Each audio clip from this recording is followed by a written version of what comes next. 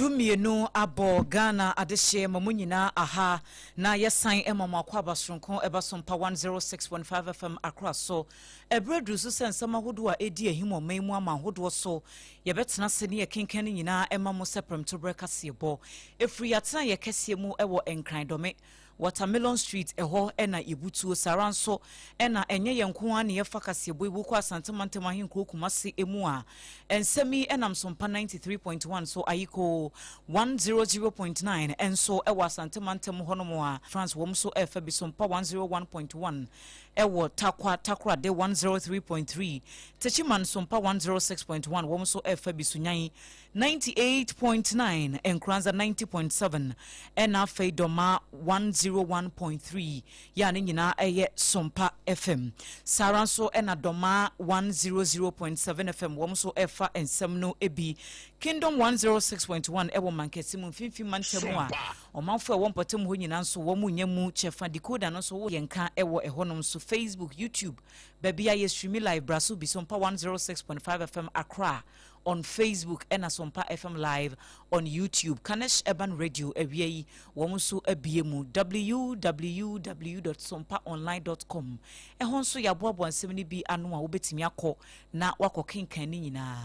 ewiei Sompa TV nso yeda so live and clear ya wobetimi ahyeyen ewo ho gasem eye Ghana cement waterproof no super strong de ena womo aso kaseboyi asen enti say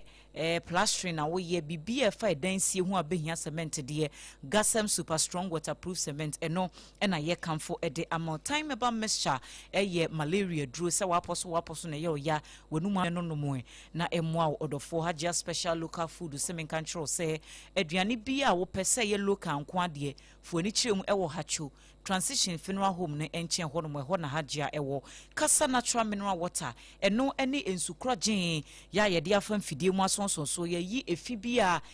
ewo program na se na wahoho no womani ebeje ho yi pa womadaroma ensem awie ye de nam no Ghana Police Service womo de nkrata abasa womo ehwehwe enipa bia womo susu se basabasa yo ne menteme ho ase bia koso ewo Kotoku market no womo taachwi na damai mines no a yadama EMP no Minerals Commission say we nya conflict of interest bia munya sa asem ne kan Oswani a wahye nwomesua ho sam so ewo maimo onanyafo ha na drusu waba amane a kyerem so modene mapagwa kwamu every girls ensu ya shoto bata wo mfimfi mantam de abetu dwase ensem bi edi kan ba yesa chlorine gas bi eliki ewo be fikrom water treatment plant no sesi ade situation wo ma hwa toto niema amasomdwe aba na mampani mahama wo mu mra bia so ana won hye abo emfa abo no ntwitwiri fom Wana ka say na no papa ya mutu ba ma no akwati ai wose munya mampani mahama na wanye hwe Onanyafo Ahmed Ibrahim so ka say kyerem se omampani waye yire de pa so wade ne nsa ebehye LGBTQI+ ho sensem no obehya se asenkafo ne adwadifo a ewo encareer trotro station womo de atu dwase se wo ba station ho na hwese de ho aya enye kura entimpanifo emremu se womo timi ya womo ye den a won betu ato eto no na na womo twa bi guye pani bi a waben ewo eto ne gigi ho se ni anu de na womo twa guye no womo nsan famra 11 ka ho Ghana Mampani Excellency George Dramani Mahama bo nipa enum bi din ese womo enkwankwaboa na fiscal council no womo dwumadi a womo edie no bibia enkoso jojo asweye a ehye apomuden sem so womo apaw World Health Day 2026 hontoma enkomodi ahudo pi ena akoso na wa wono ne nsem mu no ensem ne bebre atwitwagu na amsa asomdwe ya aba US Israel and Iran wo mu nyina akọ bankro mu se di adwobre wo mu nto bombo bio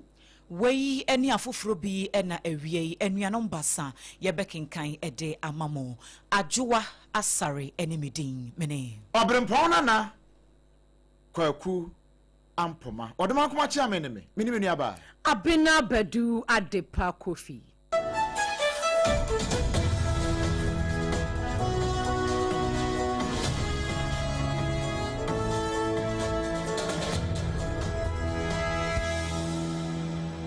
afei yenshansem na se emfa emma abrantie bia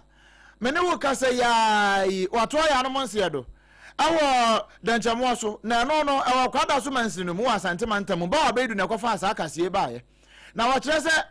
wo mu ni no oja wo no woton kube yes kube na wo ji kube ho saa wo mu kra na ehema kube no kra ko 10 cedis amanfo nyina to bi 10 cedis na wo mu hwe ni mfie no a nani afika kra be obe se mfinhia no aduanan wotwede ko na duonum ho ba bi ntinani afipa na dodo na fra no erekodo ene oka erekodo a wo makube ko suru sei na wa dwo nyina kra ansa na ba be duru fam wonim kube bopa na wone na monfafra mu wa sana wakotwa kakra wakomia bi ene wo yesi wodi kodidi na ananu afutuo na papa ndema ya for God and country so no wante se ansa na se wo so be mia yesi de ade ne de jai ne mo so be mia bi kura no adi kan di wi ansa na wamia bo no de onu komia ye ene wo yesi wodi kwa akodidi na wokọ ebe bi a wokọ akodidi na bench bi wo ho sentabu bi oja ne ho to so de ne che kwa yi bi e de akata na nima wi ana ase de ne bi wada ho de akata na nima otwa na aduane wam de aduane ba ya rekodo budi wam hwe ya se wa wi bi na dansini a wonu kopie asam no so no wo kire mu kire ba wa be du sei Abanchi Oshan or in the late 48 between now almost so yeah IPT be a Amstead on concrete Mr. Beer or no side or NT and but me had in this one and now you'll be out with Sanum. Now young park on such a pinwheel bench and also in terms of an over for buying or an addition or better according to sports run or Ben and the Omodian and man. Choosing now, tell you, I'm going to see you. Sport, we see baby as a time on several. You know who take up that if free a year fortune. So, I'm any issue. I'm on the man. Now, in English, of course, leading a poor, now, I could not chance. Now, I say bench this a board flat, or down. So, down on toast, and I said, I know, but Nadia. So that one and I just say check I know moves I said dear mine what I want to be at Yanni Brown. So I'm a coy, I'm a noise of Busuka, and I'm a friend. Now I'm a coy and I say, or down or the chair catani, you said they will be down, and that you'll be obedient. What the chair catani. And you know, the only say, and Sana or none of them, yeah, no problem is for the buy here. And to where dancing in Bakwa. One on one more friend because now man of the way through to Musia Papa Nano. And now, that man will woman call her Yafi, one more down on as I say, walk on Mochinho. Waji visa, Elko United States of Asamando. Now, okay, no bibs sent to a catch Mochesa day. Worry been what if Moon and get a chain one. Near see or than Chamoso, ya Bawa Bedu, at the Brea one kind on. Yetwa and Samono eso every Ghana Police Service wanum akache wamo de kratsa epieja and wamu chemu se wansa aka osofubia wano na ye General Overseer Edema Elohim International Ministry Prophet William Jima na osofwe yase watena TikTok no eso social media ye biso TikTok ye so ana wamu chiremu se ensembia na oka efa OBREMPONG-NANA Jane Opoku Ajeman Ghana ye Vice President hono se obewu si wanu asofu na ebebo mpa ye kunu na akwaye asefen papa ya na enya asem ketwa na empani se wamu hu sa viral video no na chese video no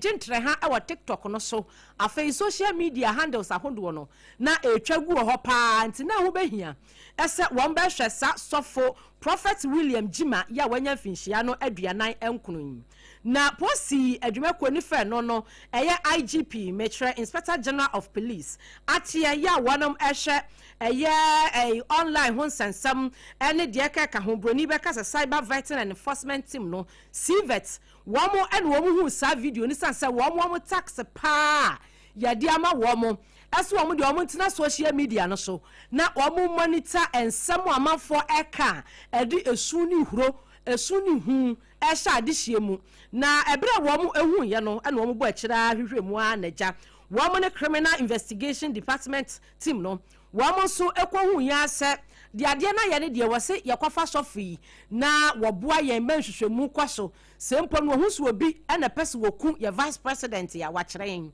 se ebia nyankopon ana pese woku nu a enu so sofi acheren na posi adwumako ne sei enu adaya na wom kopie mu e wakaso amfimfini mantam mu edu operation senchirenche akwahye so and Wamosa Eka Sofo Prophet William Jima. Ni finhyiano aduanan enkono na emprempre am no kasai say wamo de na kwakoma special investigations unit no ana afei criminal investigation department CID for ya wamo eboa amanhwehwemu mapetimi akoso ebi kura na sofi obi na na kasafa ni mu ana ebi ana ye editing ana doctor video so ani nyina no wonam ahwehwemu afiri ho posi adwumakwa ne bo amane se mu a mutimi kasa yeye ya mutina social media na so ekasa ne sabi mo kasa mo ma kasa ho nte afei mu a mutimi twirachiro mo twira so a mo ma twira no animu manyam na obi akwanken ana obi akwankotie mu kasa bi a mo kasa di ato ama ehu ama me bade hye wo mayim na omanya sumdue no ama metietia ya sumdue eso ne nyina mu no wo mu gusu a wo mu bo atwuma ewo akachi a ompanimfo ate a wo mu dia ne se wo mu ntena social media no so wo mu hwehwe die esi entini wo ene me yenso ye hu yi ewo nsem wa ye ka egu social media no eso na yamfa ye ho ankwankwankoto adwamu a ne nyina mu no dia so mo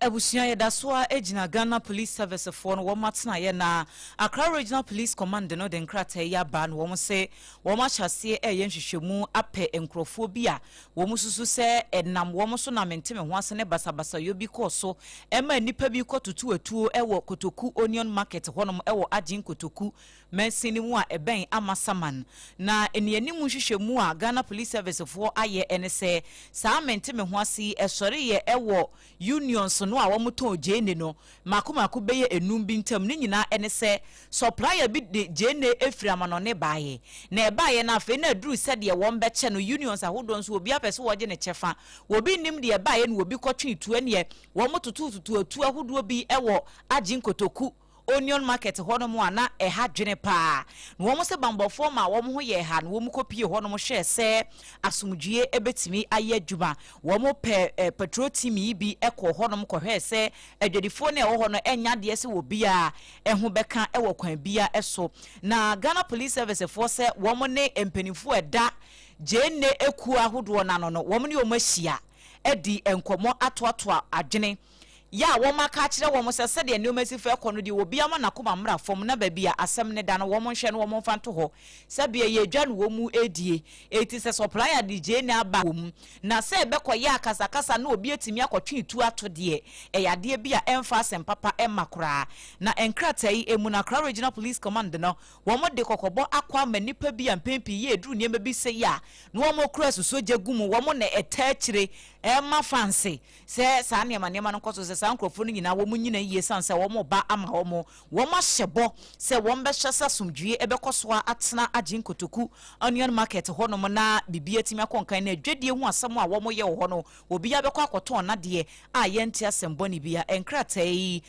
Superintendent Juliana Obeng wono eneda mansenkita hudi ano ema policefo a wo enkran hanom se ne nsa ene hyase afi yenwura mu ewo ensem foforo emu na wonsem foforo mu no enoa ene na hotwe mu nyina de ne yeda apono so ya manfo na ka bie no eye da my minds no a ya empanifo ase wo mu hwehwe mu a ne o sika pa ya ne sika gina banane ya osan so ya Ghana company ya obetimi aboa pa ma minds no etimi agina ye na Ghana fo nya bia ye mo man nso nya so mfa so no EMP engineers and planners na wo mu hwehwe mu am se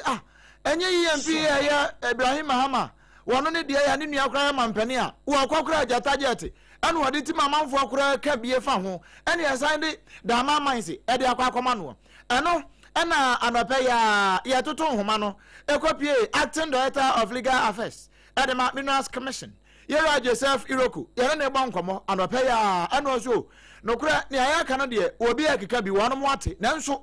ye hunu se commission yo madwuma na wo mo keke komne mabom no ya nkwa se hwan na ne nua nie na hwan na ne se na emu nie na hwan din de twato sei ne mom ye hwe se ebe ye Ghana ni company ya ne bibia agina brane eno no mo hwe ya wo mo de ye ne sa o kire mo kire so mpaka se sei. The committee went into this work without regard for anybody's last name. That's the first thing I want to raise. Then secondly, the committee was guided by the tender notice guidelines published by the minister as per regulation 2584 of the Minerals and Mining Licensing Regulation 2012 LI 2170. So the process has been outlined in the regulation. So the minister published the notice and then told the whole world as to the criteria that any bidder must meet. So a copy of the tender notice, if you look at Annex C, it talks about the evaluation criteria, and it's a 3-stage evaluation process. The phase 1, this is mandatory requirement, and it's very clear that if you fail any of the requirements and the mandatory phase, you'll be disqualified. So at that stage, what the committee was put to, or what the Mineral Commission was put to look at it at that stage, whether all the 4 bidders have met the requirements. So first of all, you must be a fully owned Ghanaian company, and I must stress that a fully owned Ghanaian company has a different definition under Section 111 of the Mineral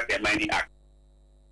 Where era Joseph Iroku. Na wano I say Iroko Chino, or Dempa. One area Chile Pani Quanchafwa, or Hemraso, our Minerals Commission, and one on Pacas here at Trace Ankomwe. And no pay ya wa ho and yan and yes, when ya wa no was share and woman see ho and some so on ya for how na drusu. A first some traf was a woman na wanu wamo enye nsɛmtwerɛfo enhyia mu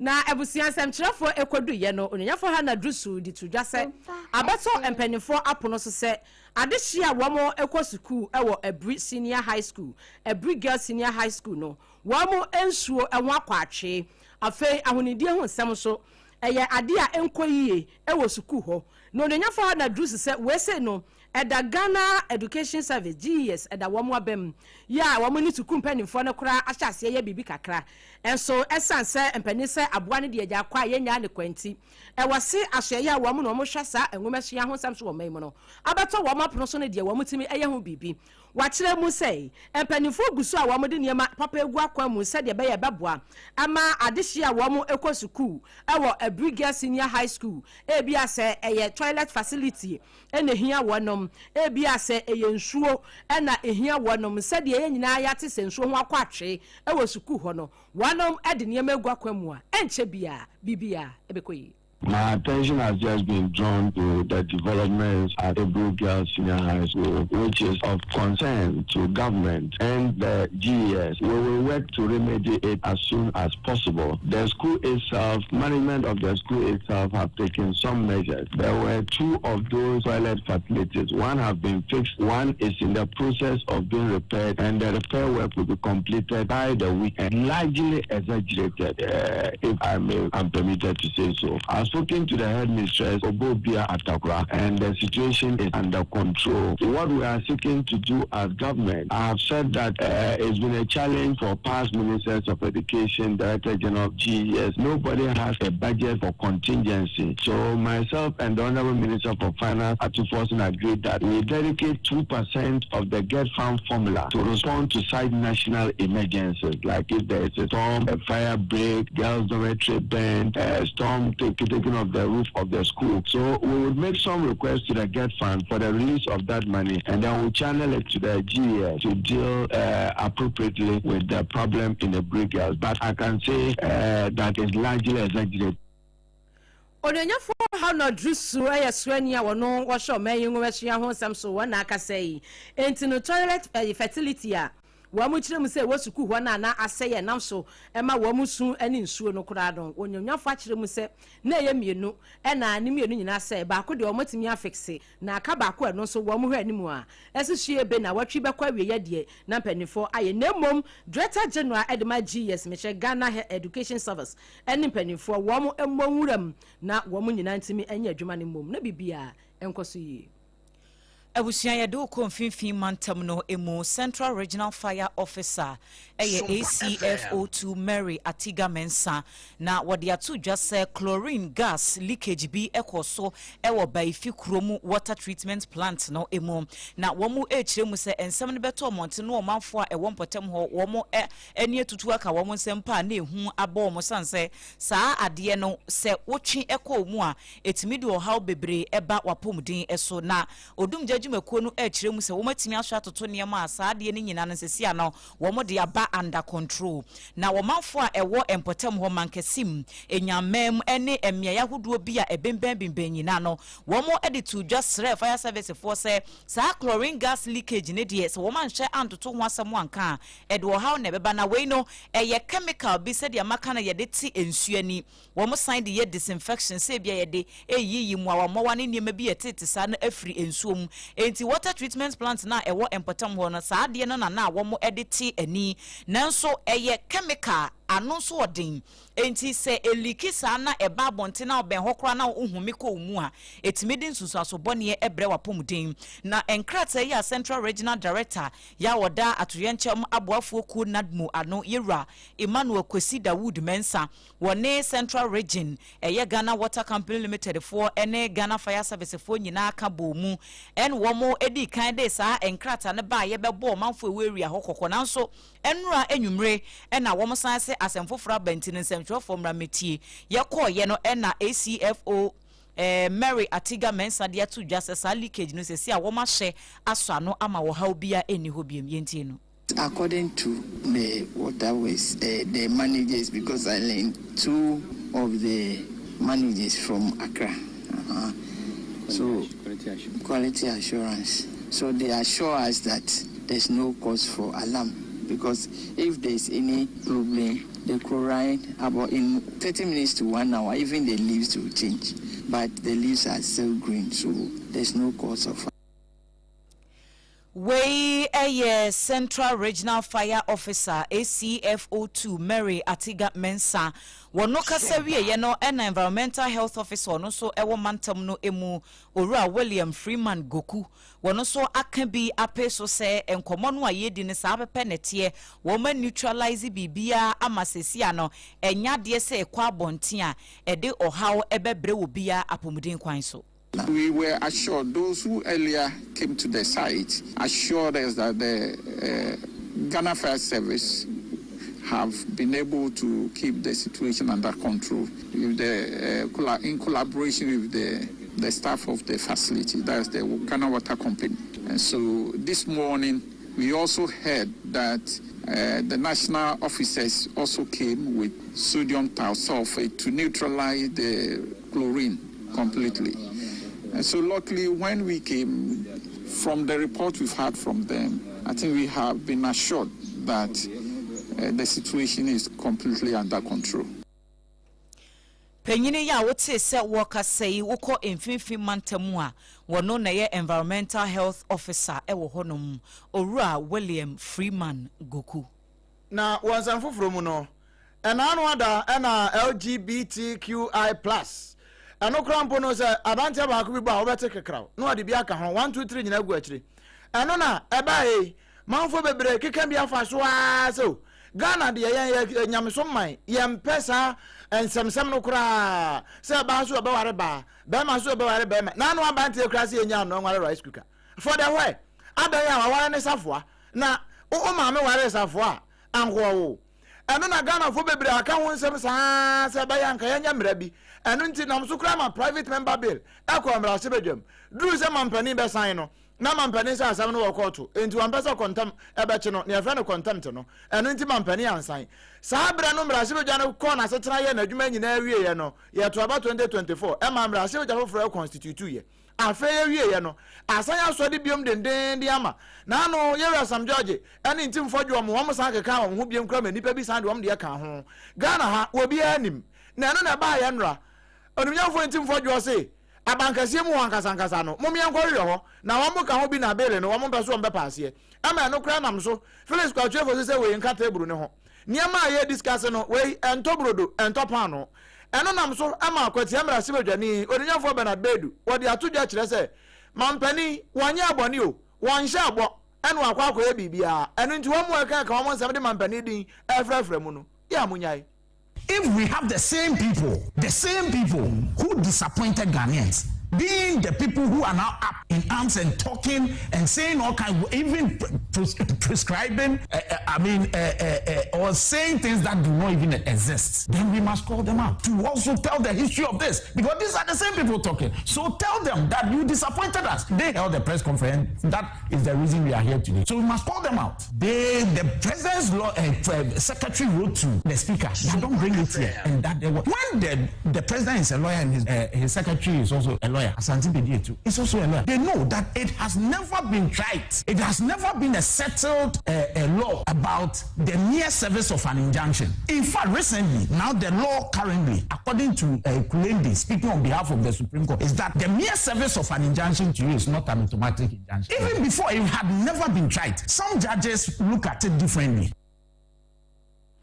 Wow, ne kwa wuntintini enu ochire mu no ni oye lawyer ni osanye mampani na ne twerefo kra sanye lawyer ni wom nyina ni mumra kra wonom wansan wo mo se contempt be chi won na we mampani mahama bone be no oye wo kwagina simpie so shebo munya isa asam ne ka na so still wo mo ye ho adwuma we ye munyamfo Abena Badu akwati amra hye badwane no Ebusiana wasa ensemnemo na waswani a wono wohwe nkronkuma afe ahensem ene osom ho ensem so metre local government chieftaincy and religious affairs ministry no so oswani a wotua no ayononyamfo Ahmed Ibrahim woye banda abato mpesua so mrahye bedwani wode nanu atumu akire mu se de nyankopon ahyehye de se de ye ka ye no emu obi amatitim nyankopon ankasa na ahyehye ato wono mu se Ghana mapani excellence yera Dramani Mahamo no eno be asente sabio no enti no se emrahye bedwa wonom apase na ebraso se ewase wasan ne de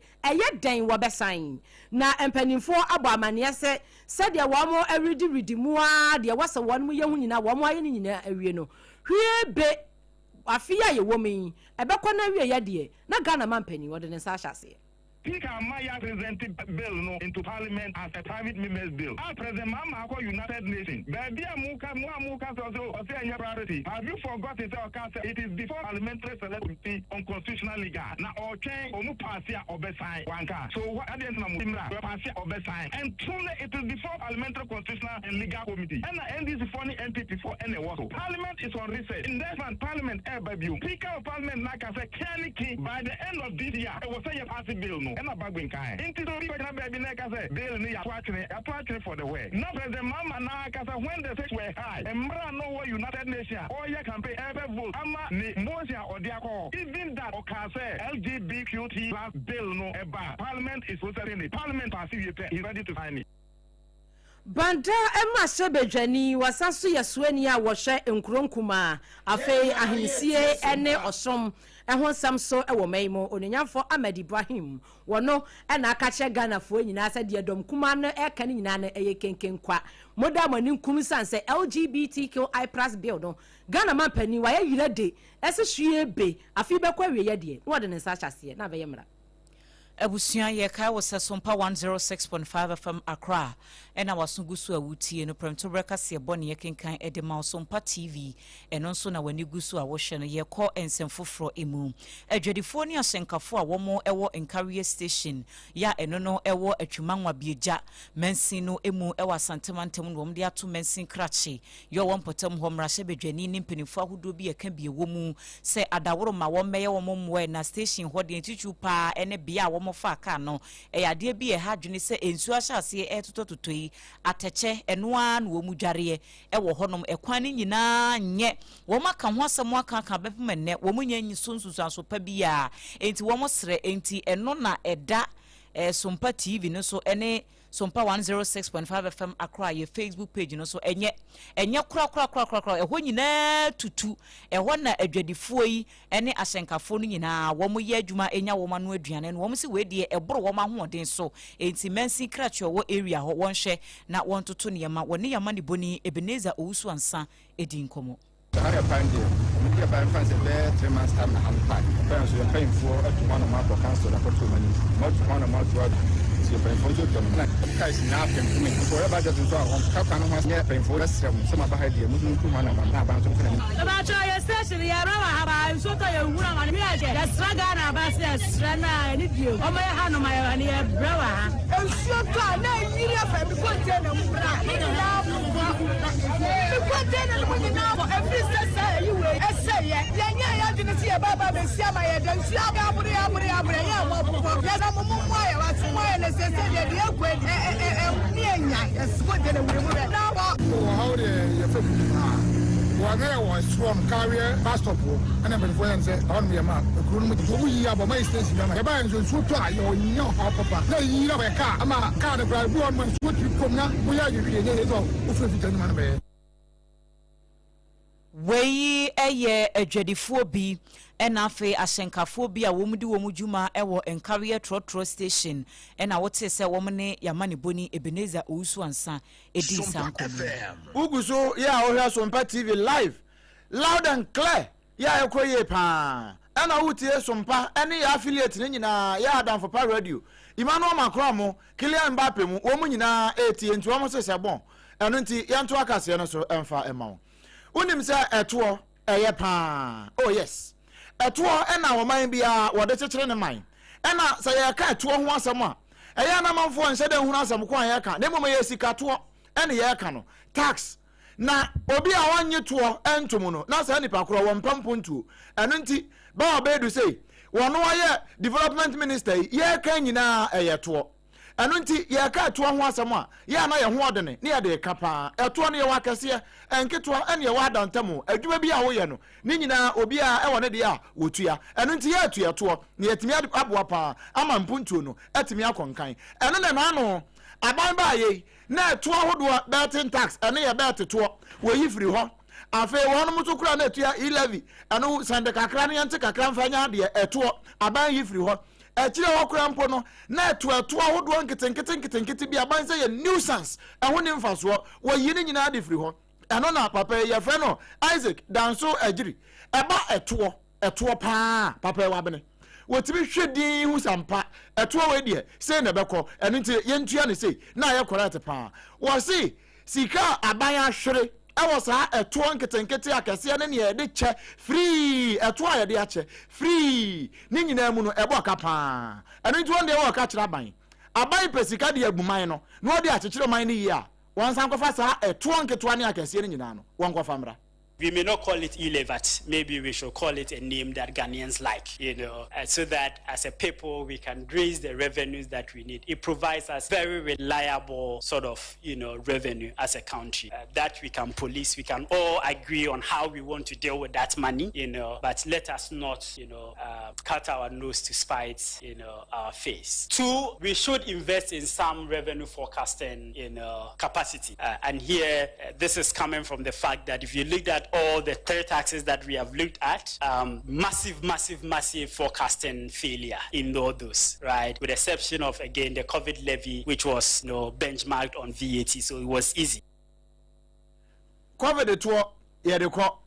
levy ketwa bi ana ye tuai musu ho a ye yikoye bet to bet die krampo eno so a mo asan ye afiri ho aban kwa famra sanse wo pesika we yewura Isaac danso agiri why eto eho expert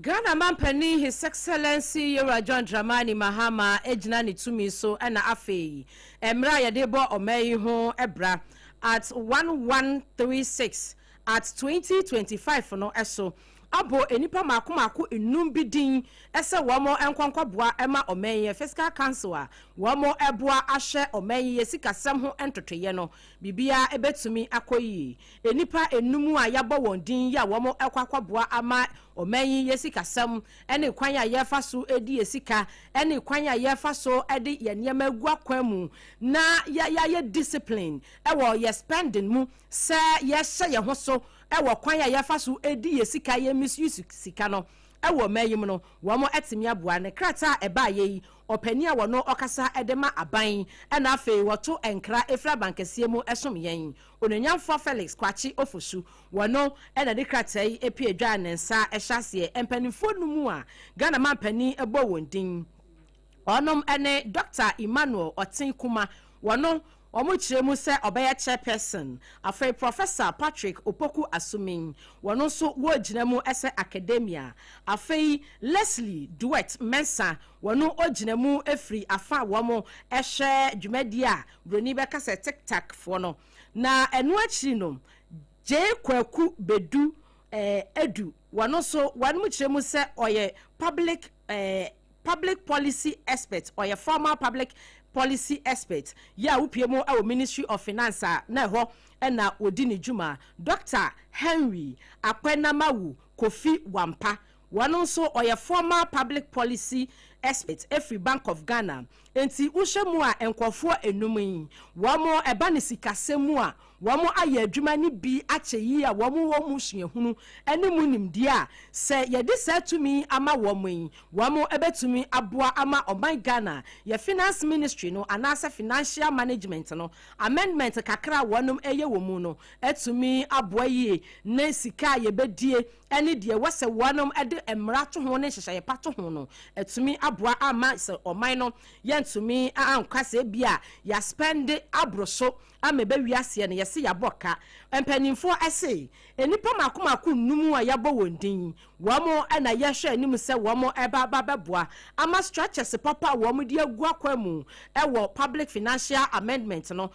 public financial management amendment no bibia etumi akwaso yi a ene awie yi Ghana man pani opani ono okasa edema no nya for Felix kwachi ofosu odi kratai aba yada ne akyi ede asomwo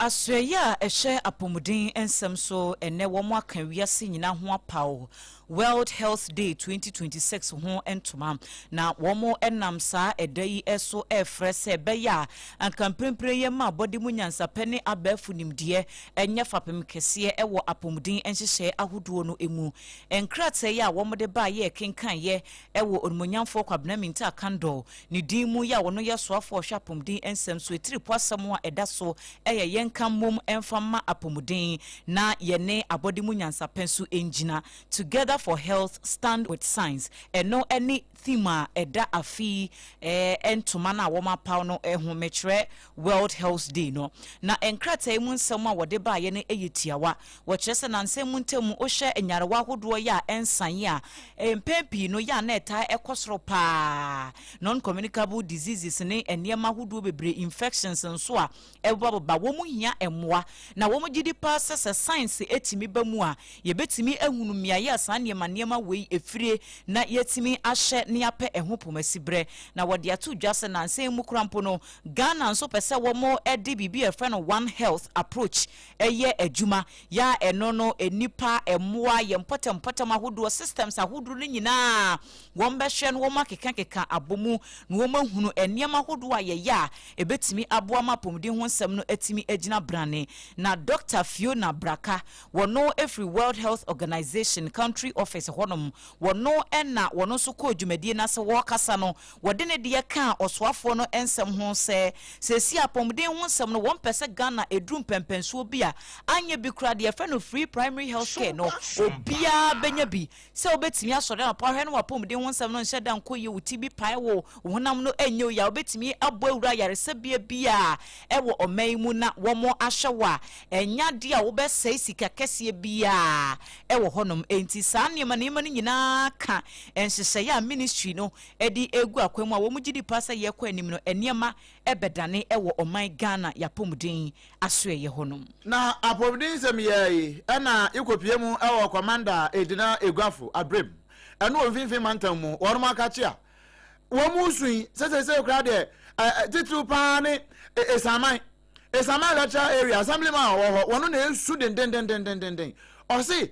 sɛne efin mene won onimnyamfo kwamna minta kan do obo no modern awasa pom di betimi anya na nso yi wo mo de efi na mene won pa na wane ya rekanai ena na ebo nkomo ena na wo kyerɛkyerɛ nsɛm mu sei e de akyerɛ no me daju o community hanu e bebi a e betu leg me ya dem skip container what to leg because we was 7 community out of 7 community baby group which is a mine na all them skip container and boy ma be si wa cha ansana obabi but the whole key me literally house no baby what to leg ultimate trust them pay first them skip container what to leg for my child on the modia me sango kabi because I tell you it's a mine literally if them skip container betu your leg you can make community into any about 10 in park and China na me trust them pay for Honorable MC, Honorable MP, Wambua, Nanya, them skip container, oh, it's a mine, literally. Esha, you can't for the dear man of the team for because. Way, Onamyan for Emmanuel Akosa, ya no, ya assembly member. Now, it's a mine. Now, we're here, and Nanako baby, ya no, it denies a mine. oye di kro ya wo ho woni Ereka na so de kakra to so kire say nipa bi di nsem hunu sabe e won fafra mu ho no wando ne assembly ne ka bom won ba chi won nyina abinci bi shi kuma alho ya na gbe enti wasi mane honorable entry enti se dra ye o men ban wa de wan ba enti banana yi to anomola ene Ghana mrewa cause bi nkai wo wuku na wo so aka na wuku no so le say anye menwa wa bla o man ye sanitation ambassador enti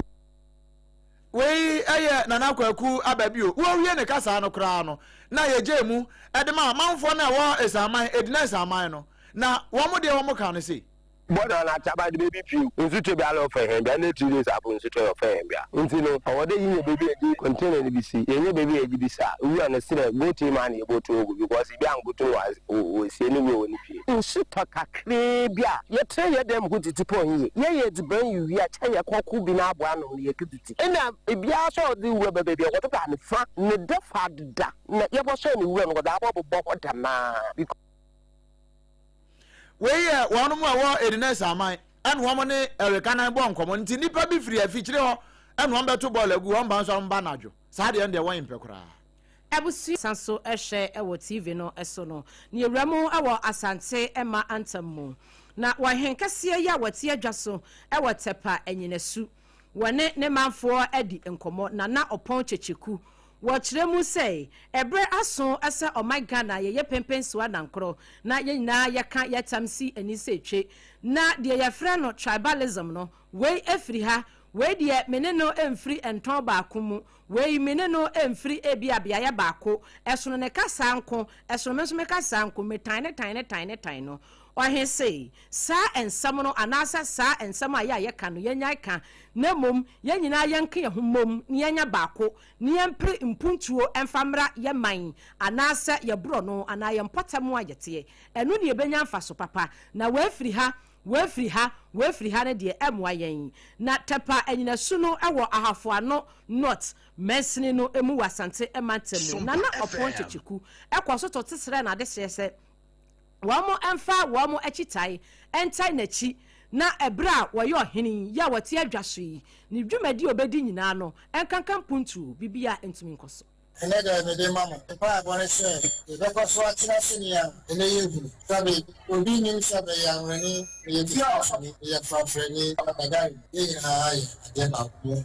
kuma simaya da we komensia sabe yewa otumfo pada me mama baba sabe kananu bia musiti omodomani yo nzo go yo vagina sani ye no ese yi tebia megase usuba na gache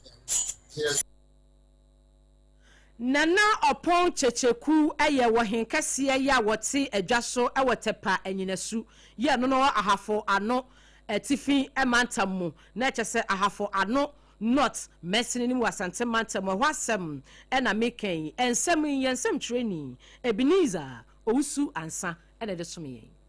Abusua ye kai wo seprem to breka se bona wasungusu awutie e wo Sompa 106.5 FM Accra na wo hye e wo Sompa TV no eso ye de aseda e magasem super strong waterproof cement se wo ye adwuma bi ya wo behia cement se plastering se foundation ade bia no me patcho fa gasem for de ni bi eye the nation builder e ba ye nyenne eno a ne ye de asisi adan ahodo a bepumene ahoden dada no a e da so a e wo ho afekura ne ya hyemu kena enti gasam super strong waterproof cement no baby atunton building materials bia akọ ne kope bito na fa ye project no na wankasa ubedi eho adanse kasa natural mineral water eno eni aboju nsuo ya sonso ne dia fa mfidie mu eyi efini kekawa bi afri mu a FDA4 age atomu se program bi na wo ye na pensu papa e dia so ahoho ama wanim atede a eye kasa natural mineral water Kasaloma Ventures for na kofa ensuo yi aba edwamanso Taifa enkran back hospital nechi hono na abehunu wo mo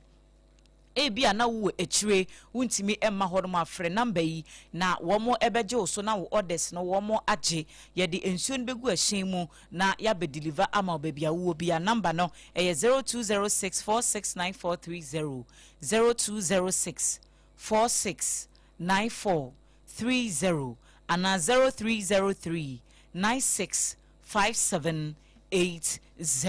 eno eye kasa mineral water hajia special local food say ene wan hweye no ampe baby pa enidia afo be hwenu akwa kodi niema bi a ensese wudi oda wa na dwoa na kororo ye mpesa niema ni bia enti kone kodidi e wo hajia special lookup say bia anopa wa sorry na wo pe baabi na wakotena ho adidi a obetimi akoho se e bia program bi so na wo ye e na wo pese ye aduane no na wo de so ahoho a fa order na koma hajia eno so wo beje na wa ye aduane na kama e de ama ofufuo ne tilapia nkwan bibia bibanku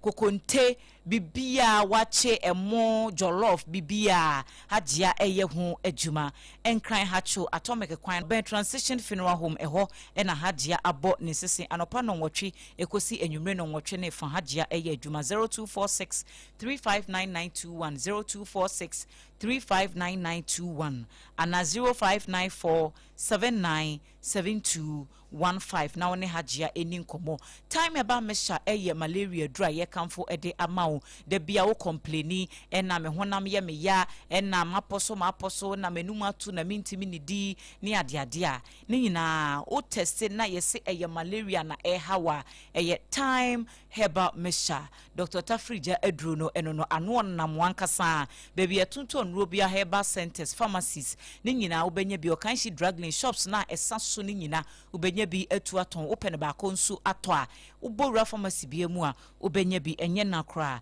0244 417 669 0244 417 669 womada roma yedani ye hutia wa yeba ni aka etwe no yede beto aso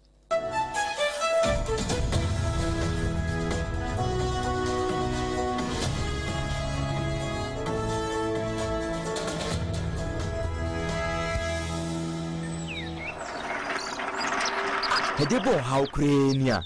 ebo wa hweme wolwi busumi bia na nsu afro na hu nyina awrewre we kan ho a busumi mienu a mepenti me hu nya menye me ho kra biom ebo kofi pa na se wontimi mfa painting kunti azio hwe ohaw no ewo dan no mu ankasa o nti we dey man den edan po se me wi o simple kra Gasem super strong waterproof cement omo cement for fra wa ye no abefo kwan so a ebo edan ho ban free nsu ho nsu ho ban bo eni se we dey repairs nko ho o da bi ominia eno ne ma ne dance no hwe obetumi dia sowosi ansu anonom no ma wo penti kra na e wa wai ano ana obetumi nsu die sidan sa obetumi dia foundation block work plastering chese cement ba ko a utumi di sidan na samma banbo mapano no wow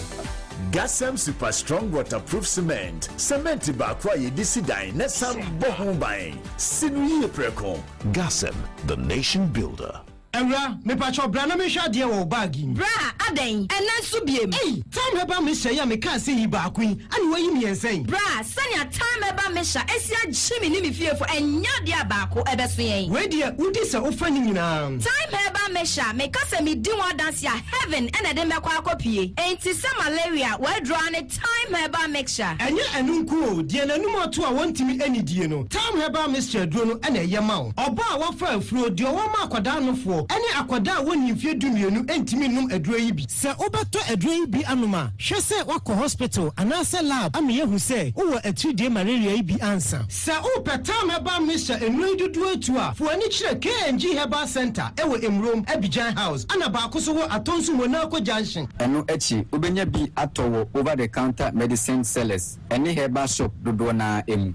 Fre 0244 417669 Kayo set time no TIME time herbal mixture afi malaria fever bi adani ziba ewo munu betu akọ FDA agi adwadie nkratoa yi atu 21st clinic aye sciatica expert sciatica no o nerves na wo to ase na fa wo siremu na fa wo nansia besi ase ho no se ho techema eno ene ye fa ne sciatica na etimi bubu o to ase ka wo se dwe wo siremu wo je ho ba bi a enye na eno na 21st clinic ba ye adwuma pa wo mu ye nti abaso bo ma je ne wo Ghana ha ene amono ne enya asem ketua wo mu je international awards ahodo mo gi local awards ahodo na anu nso na wo mu bie the only sciatica research and treatment center in Africa bibrem ha no ebi ni ba bi bia gye se 21st clinic nkoa wo mo de bibiduro ene besa o yare no masa de machine aka ho eya yare sabia yare bia wutimi de ko ne mama ade ba ko a wo magidi wo mu pa no eye sciatica ena stroke nso de kwa diabetes ne hypertension ne ade Ghana ha ba bia wo mo ho enkran ha se ye wo Tantra Hill runabout se wo free enkran eba ye wo wonsa ni fa so wo fra masaman so na eba nso a wonsa bonkum so e ho na wo behu ye 0540311311 0540311311 na se 21st clinic still wo mo ye sciatica expert. In the stillness of the morning,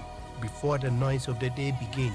there is a sound rising, a sound of prayer, a sound of power, and a sound of victory. Yamawakwaba was Sompa First Service. I was Sompa TV, Sompa Radios. Your early morning altar of encounter. Join Bishop Albesaki Kwambo. Onyankopon di fa wastrano ewiye brim. And I'm Nensaso ama Onyankopon reyahon wadepi.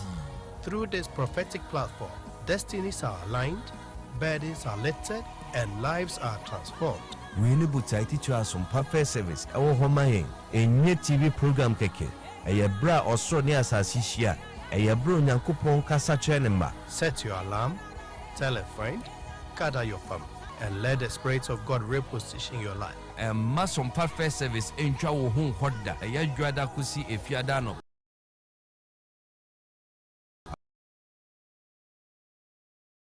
Ode Baye.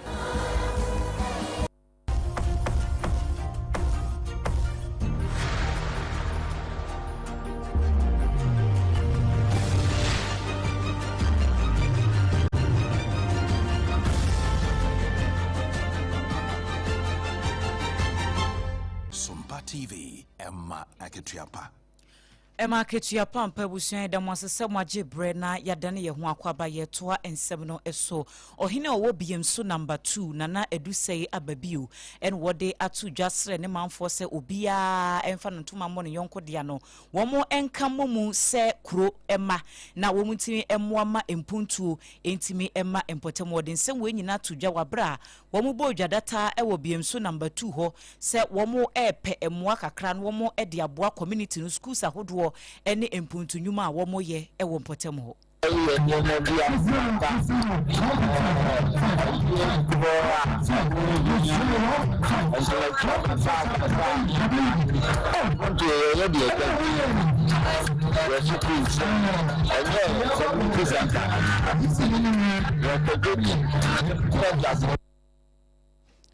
eni ayekotie yei eye nana edusei ababio wono ene ye ohene owo biemso number 2 enwachi onmonyamfo Dauda Yusuf Yakubu ya wono no wo mo kyerese NDC constituency chairman di Breno wo pese wo kokko pribie wo de atodwa kyere hia enti a wo mo hyehye sa adwumadie no Yes, bibi say na nana ma di ko ne ho na wona mo paaye aba abetra se bia ba twem nana no bia ba ko lesa nana no ene assembly members edro mo suru committee for adi bi say ya na se me mo nyina me depoa ama di so wei eye Owura Dauda Yusuf Yakubu wono ena shapre NDC constituency chairman di Breno ewo biemso number 2 ho en wone yamane boni Ebenezer Owusu ansa edi sankomu na yede nsam ne kwa kopie mu ewo amanane wa amanane nsemu no efi se Iran Israel ena afe nso eya be of akrom America Donald Trump wo mo ka ho bo mo so wo mbekun ene mbre no akodo nim kakra boso mienu amu a ene yeginan enrada ena me of akotro to ne ntentan fidie ne so se wamo simaka krabi no nwotwenya bo no mo maye adilia ene oman no wabahwe ma sese ntwere no eno na ene wamo akwa asetena Iran fo age atum se America fo nto bombo wamo so nto bombo biem Strait of Hormuz no so mbebie na nso ye ka se ya Israel fo ato bombo akwa akopie aya Lebanon na wamo to bombo no na JD Vance wonen santrafo fo bonkobo. What the president set out to do was decimate the Iranian military, decimate their ability to wage conventional war. And that military objective, as the president said yesterday, as I said yesterday, has been achieved. And because of that, what the president did is he basically issued an ultimatum to the Iranians. He said, open up the straits, stop trying to hold the world's economy hostage, and we'll engage in a ceasefire. And that's exactly the agreement that we came to last night. we vice president mienu America nto bomb nko Iran nso nto bi ma America so wo nto bi nko Israel nso nto bi ma ho nanso Lebanon de wo nka ho wo mo beje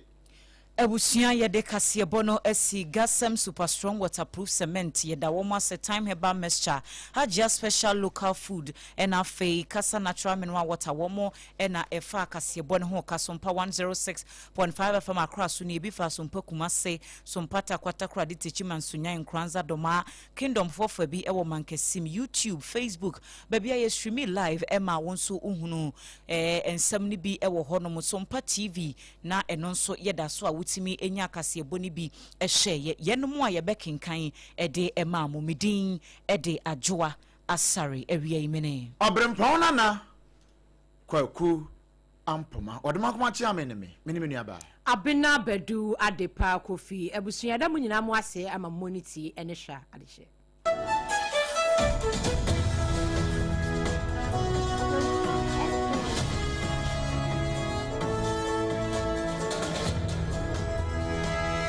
21st clinic, yes, sciatica expert.